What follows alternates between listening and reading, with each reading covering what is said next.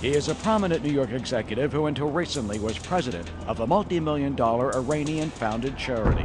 But Farshid Jahidi is also at the center of a mystery on New York's Fifth Avenue that has him in the crosshairs of federal prosecutors.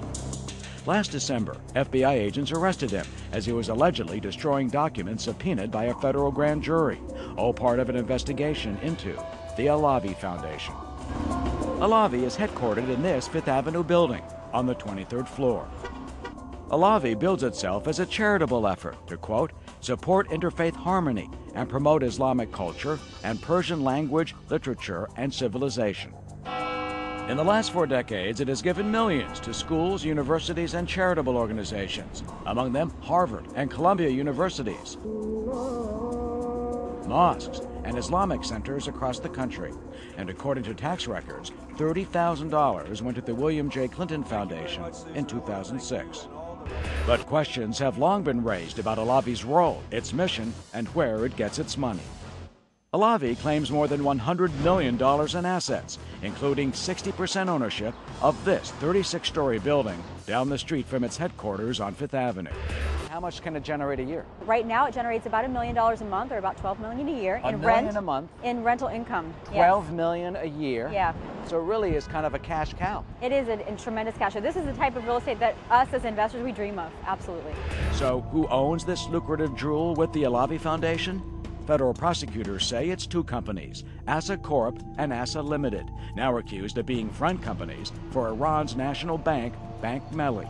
The U.S. Treasury Department says Bank Melli has helped fund Iran's troubling nuclear and ballistic missile programs. There's no question that ALAVI's activities are questionable. Joe Kilday, with the group United Against Nuclear Iran, accuses ALAVI of spreading Tehran's hardline message. It's very sophisticated, and I think 650 Fifth Avenue is a perfect example of that. We're in the middle of the biggest city in the world, and we had no idea that a terrorist government owned one of the best buildings in the city.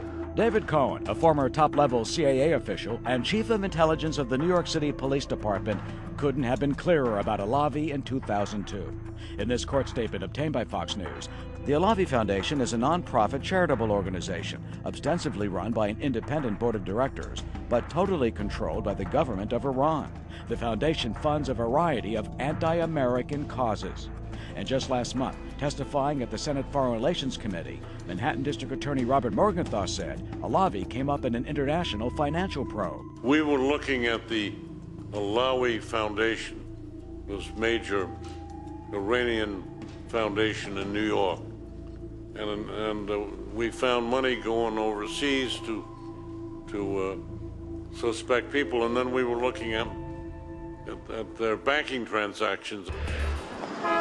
Back at ALAVI's Fifth Avenue headquarters last December, the feds carted off 100 boxes of grand jury subpoenaed records, apparently trying to find out more about its 60% ownership of that 36-story Fifth Avenue office building just blocks from Rockefeller Center.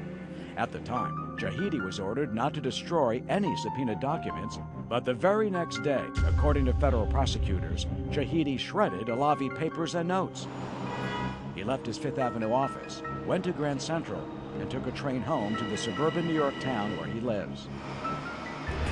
Jahidi didn't know it, but when he got out of the train station, he was being followed by FBI agents. They say they saw him get in his car, drive around, park in this parking lot, wait 5 minutes, and then throw shredded documents into a garbage can.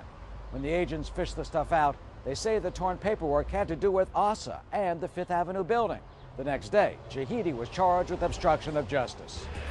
In court, Jahidi's lawyer, Barry Burke, said his client is innocent because the feds already had seized copies of the same documents he was allegedly throwing away. But this is not the first time the ALAVI Foundation has been targeted. I do believe that it's controlled by the Iranian government. After his daughter Elisa was killed in a Gaza bus bombing in 1995, New Jersey businessman Stephen Flado sued and won a $225 million judgment against Iran. He has not collected a dime. In 2000, the U.S. Court of Appeals ruled against him, saying ALAVI is not part of the Iranian government and that he could not prove that Tehran had day-to-day control over it. This is not an independent entity. Now, it may not receive cables or telexes or emails every day saying, we want you to send us this, we want you to send us that. People they put in charge of these foundations know what they have to do. ALAVI's lawyer, John Winter, in a statement to Fox News, said in part, the ALAVI Foundation is an independent, not-for-profit entity organized under the laws of New York. It is not owned by, controlled by, or linked to the Iranian government. In addition, he says the ALAVI Foundation paid off the building's mortgage before the government claimed Bank Melli was owned by Iran. Back on Fifth Avenue, this gleaming office tower continues to spawn more questions than answers.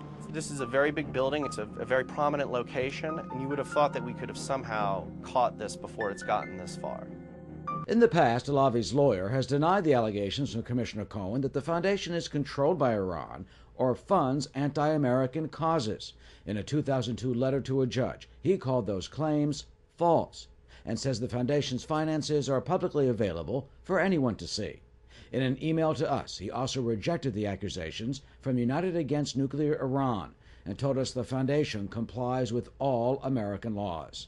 None of the lawyers would be interviewed on camera for this story, but Mr. Jahidi was back in court on Tuesday, June 16th, and his lawyer said that he does expect this case to go to trial.